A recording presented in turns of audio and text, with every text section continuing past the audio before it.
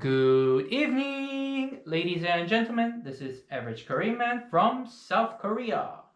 Welcome back to my channel, everyone. Today, I would like to talk about one of the education systems here in Korea, which I think is crazy, and it might be even more crazy in the future.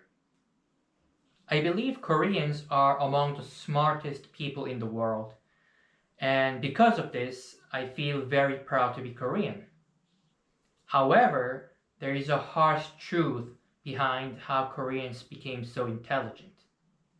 Koreans place an extremely high value on education, and most parents spend a large portion of their income on their children's education.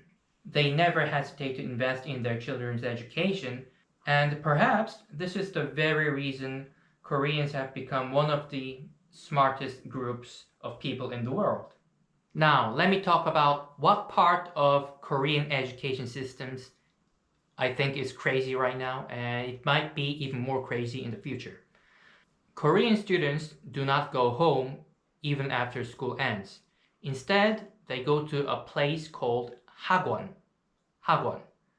which would be something like after school academy in English. And they study more there in hagwon until 10 p.m. There are many different kinds of hagwon. There is like math hagwon, science hagwon, sports hagwon, and many other things. And why do the students stay in these hagwon until 10 p.m. at night? Because the law is these hagwon have to close down by 10 p.m. They're not supposed to, they cannot keep the students after 10 p.m. That is not allowed. And so if you go to streets where many hagwon are located, you can see tons of students coming out of these hagwon at 10 p.m. at the same time. And there will be many cars, which will be the parents of those students waiting for their children to come out at 10 o'clock and then pick them up.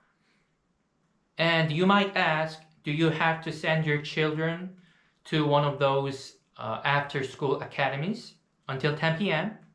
And the answer is no, you don't have to. But the thing is, if you don't send your child to one of those academies, it feels like your children are falling behind because every single other child goes to one of those after-school academies. And that is why most parents, I would say like 99% of the parents send their children to one of those after-school academies. Now, this is what is even more crazy. Let me just quickly read this for you guys. Recently, one of the Seoul City Council members proposed an amendment to the ordinance that would extend the permitted tutoring hours for high school students from 10 p.m. to midnight. From 10 p.m. to midnight. 최근 국민의힘 서울시 의원이 밤 10시로 제한된 고등학생들의 교습 시간을 자정까지 늘리는 조례 개정안을 발의했습니다. And this news was announced just 3 days ago. And although it hasn't been legally finalized yet, if it is approved, then many students will be ending up staying at these hagwon until midnight. Do the parents want their children to stay at these hagwon until midnight? And the answer is no, they don't. And once again, they have to do it because every single other kid does it. So it doesn't feel like their children is falling behind.